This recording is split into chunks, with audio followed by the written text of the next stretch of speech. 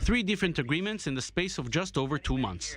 The Trump administration has clearly been successful when it comes to negotiating normalization and peace between Israel and Muslim countries. As Prime Minister Benjamin Netanyahu put it, the equation was no longer land for peace, but something else new and fresh. A real peace, not just a slogan. Peace out of strength. Peace for peace. A groundbreaking term.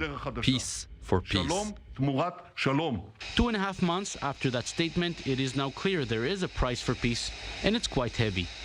By now, Israel has officially agreed to a deal involving the sale of F-35 fighter jets to the United Arab Emirates. Washington is committed by law to preserve Israel's military superiority, the qualitative military edge, or QME. But if Israel does not oppose the selling of highly sophisticated weapon systems to its neighbors, the U.S. can push forward with it. We've had an incredible relationship long term. We've never had a dispute with UAE. They've always been on our side. And that process is moving along, I think, hopefully rapidly. What's in it for the UAE? The most advanced fighter jet in the world.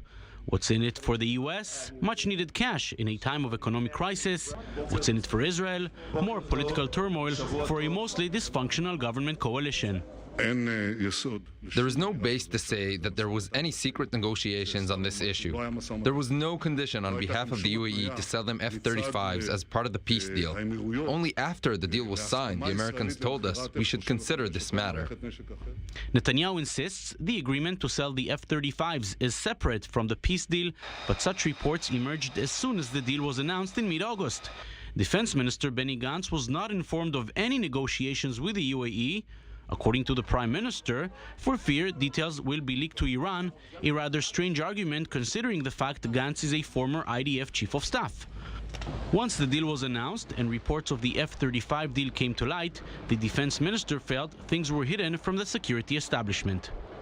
I am telling you that we must not take any security risks. We will support this governmental effort, but we will verify and verify well that our security interests are maintained. We must sign a peace agreement while showing security responsibility.